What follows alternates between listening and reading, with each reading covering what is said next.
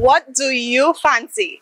My list is pretty long, but while you answer that, you get to check out our location for this week's episode of Let's Talk Tobago Women Fancy, located in Orange Hill, Tobago. So come along with us. We start in 3, 2, 1. So it's been a pretty interesting week for us. So what do we have to share with you in our lineup of stories? Well, Tobago Day 2023 has been launched. We tell you about the Tobago Hospitality and Tourism Institute's student dinners, and the Division of Settlements, Public Utilities and Rural Development partners with Habitat for Humanity Trinidad and Tobago to assist homes in urgent need of repairs. We have all these stories and more for you when Let's Talk Tobago returns. Stay with us.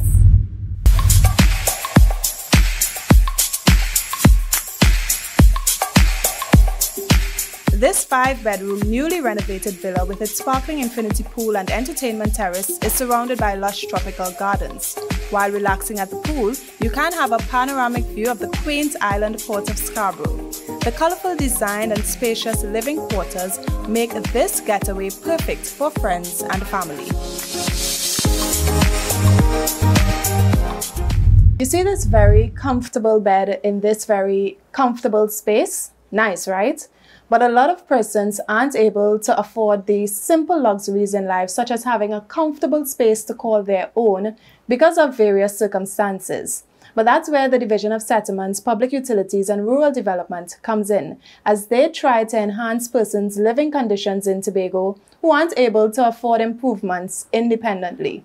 So they recently partnered with Habitat for Humanity Trinidad and Tobago to do just this. Here are the highlights from recent site visits conducted around Tobago.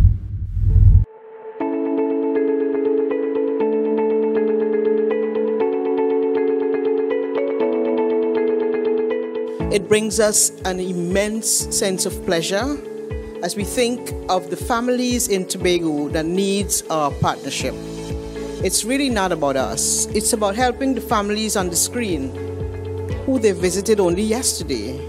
It's about helping families that are vulnerable, and without the partnership, perhaps they will continue to live in the squalor of poverty housing, indecent housing, inadequate housing, unsafe housing. It started with visits, and it's going to end with people having keys, people understanding that when the rain is falling, it will not wet them in the beds, that they will have proper roofs on their houses, that we will lead a strategy that will help with mitigation, but beyond that, that we will build the capacities of our community in such a powerful way that even the youngster that is coming up that says, I want to do construction, that we make sure we enhance their capacities. Under the umbrella of this arrangement, several initiatives targeting disaster mitigation, such as minor and emergency repair and reconstruction assistance grants, as well as community micro-projects and training programs, will be implemented. However, our first initiative will focus on resilient roofing and floor repairs, which will impact at least 40 families. Other projects are as follows: the implementation of participatory approach to safe shelter awareness PASA with rural communities.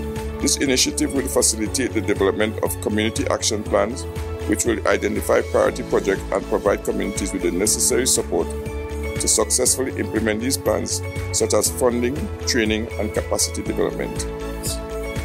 2. Building resilience to climate change in 3 coastal communities, as Ms. Messiah just said, by utilizing index use and GIS mapping, the promotion of rainwater harvesting and solar lighting initiative with rural communities.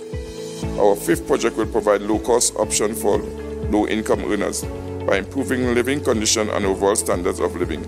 We strive to uplift individuals and families in need. This initial project, as envisioned by Habitat for Humanity, they are prepared to put into this project $1,445,000. I thought the director would have given the money, but $1.4 million from Habitat for Humanity for this program. And I wish to use this platform to say that the THA will match that dollar for dollar so that the project can go a much longer way in helping families. For the Home Ownership Made Equal program, the allocation in the budget was $3 million. and we are intent on taking it to $5 million. So it is $2 million more than what was allocated in the budget. I know you're hoping it could be 20 million, but as funds are available, we will see how much we can do. A home is not just a house. A home provides stability. A home provides security. A home provides a place where children can do homework safely at night. A home provides a learning environment where there isn't chaos, where you're not competing with the elements outside. A home means that your children that might now be vulnerable to predators outside because there are holes in the walls and there are breaches in the homes, those things are no more. A home means that your children have a sense of pride, of a place that they can come home to, a place that they can bring the friends across and they can play in the yard and so on. All of these things come with a home. There's a whole length of social benefits to be gained from having a home that is of value. And that's what we want to give to Tobagonians. On December 4th this year, the Tobago House of Assembly celebrates its 43rd anniversary. And so the week of activities begins on November 30th at the Assembly Legislature with a youth debate. Crystal George has the full itinerary in this story. Have a look.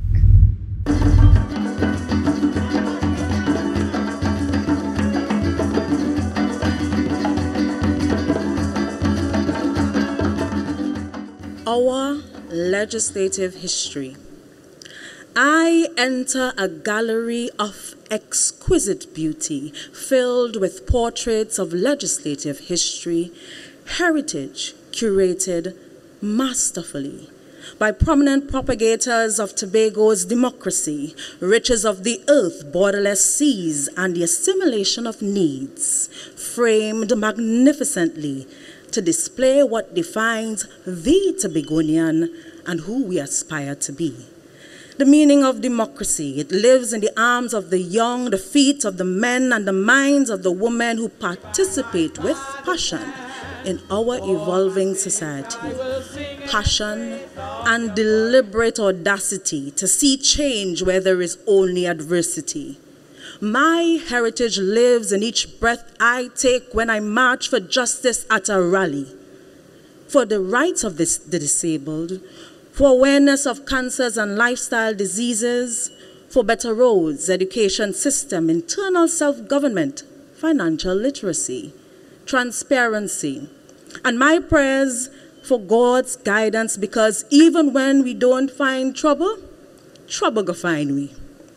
Yes, my heritage thrives in those leaders who seek to raise our consciousness in the obedient child, in the teenager driven with passion for life, and the young adult who is brave enough to search for success her way, not held down by doubt or neutered by patriarchal pressure about her identity.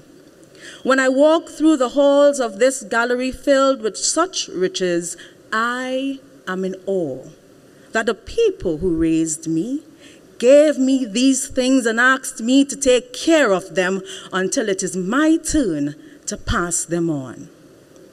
Today we pass on those riches through a series of events that mark December 4th as the day the seat of democracy returned to Tobago. It was the day the Tobago House of Assembly was inaugurated in 1980. The official celebration started in 2010 through a motion in the Assembly Legislature by the then Chief Secretary Orville London. At the time, it was called Assembly Day. 5 years later, it was renamed Tobago Day in a motion laid by leader of Assembly Business, Claudia Groom-Duke. Oh, yeah, yeah. See, I love you, yeah, yeah.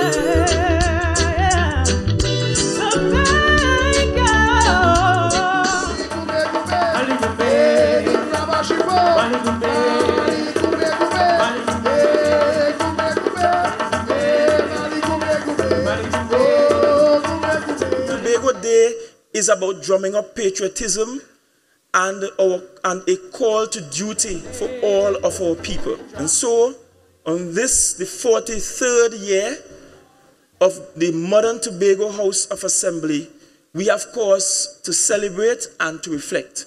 This, our 43 year in existence of the modern THA, we have an opportunity to tell the rest of this country and to tell the world that Trinidad and Tobago is not just Trini, but there is a Bago component that is equally rich and riveting and has stories to be told.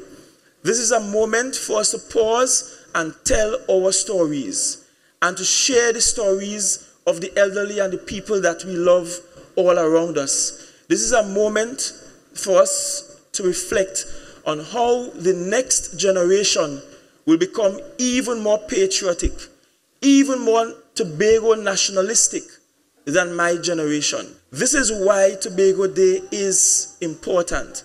And for me, celebrating our independence is important, and I'm happy to put on my red, black, and white to celebrate independence every year.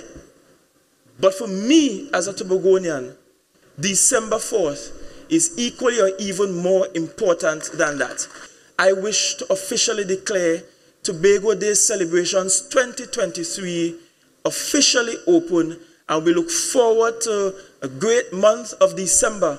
But more than that, we look forward to all of the roll-on activities post-December 4th that will continuously remind us of who we are and the fact that we ought to be quite comfortable, quite celebratory in the castles of our own Tobago skin. Come and see, come and see. Jerry, what you thinking? Come and see, come and see. Somebody say, Tobago, all you know it? Say, what? This is we heritage, say, Tobago. Tobago, come let me reel, and we go brush back, do something and roll back. Come let me reel, and we go brush back, do something and roll back. So we have to take a break right now, but don't go anywhere because we will be right back. Stay with us. The Office of the Chief Secretary is hosting its prize-giving ceremony for the Chief Secretary's Tobago Secondary School Art Competition. All participants are invited to attend on November the 30th at Pigeon Point Heritage Park Pavilion. Come and save our school. Our school. Our school. Our school will take home the top prize and bragging rights this year. Be viewing for Office of the Chief Secretary Facebook page to see if our school takes the top spot. Please be advised that the start time for the prize-giving ceremony will now be 12:45 p.m. Diving training to protect underwater cultural heritage is finally underway right here in Tobago. Ryan McCool explains. The initiative, aligned with the 2030 Agenda for Sustainable Development, aims to protect and promote the relevance of Tobago's underwater past. Tobago, as you know, is an island that's exceedingly rich in history. Normally, when we talk about the island being very rich in history, our reference is to the land, all right?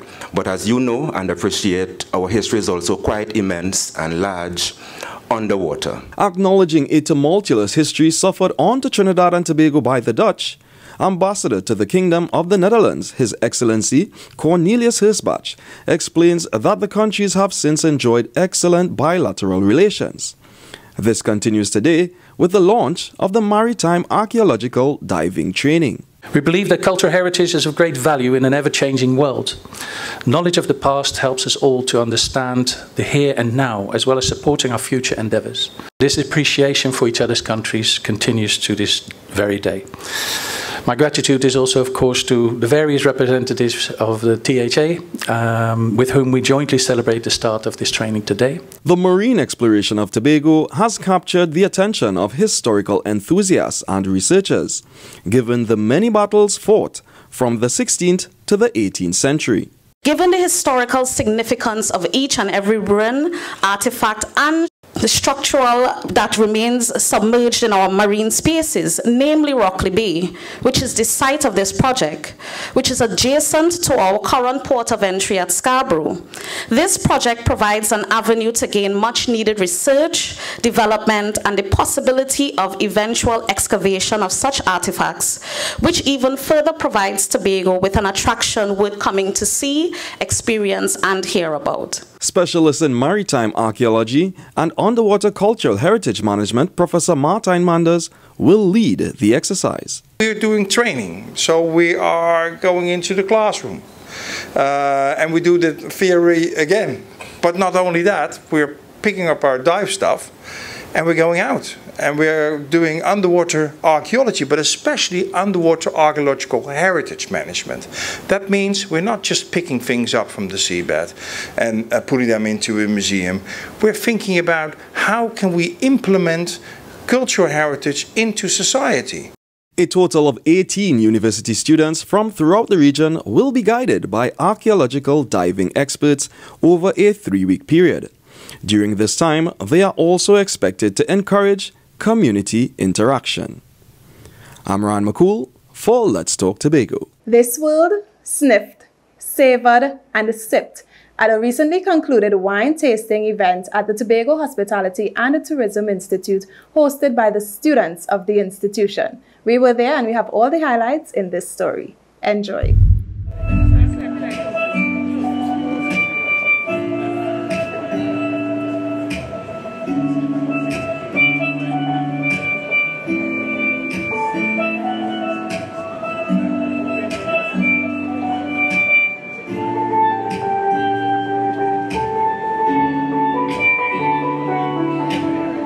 Welcome to Venebois. We are having our wine tasting this evening, and it's a chance for the students to really showcase the skills that they're learning here at the Institute and put them into practice.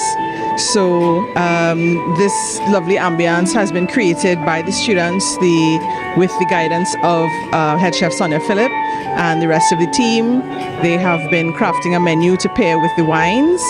It is one of the series in our international cuisine course, and there are more events to come, culminating in our brunch, which is held early in December. So stay tuned.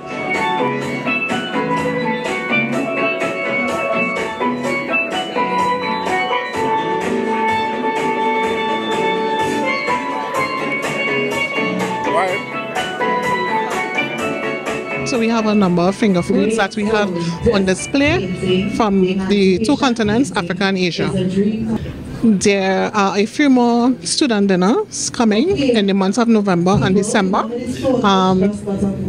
You can come and give us your support. Your support will be well appreciated, the students, to taste our hands and taste what we have been learning to create. And as you can see, it's a lovely evening, and we're actually looking forward to many more evenings like this. I'd like to see corporate Tobago get involved. I'd like to see industry stakeholders get involved and support these students as we invest in the future of tourism and hospitality on the island. We don't want to leave, but we got to go. So we hope to see you again next week, same time as we come to you from a different place. Thank you so much for joining us.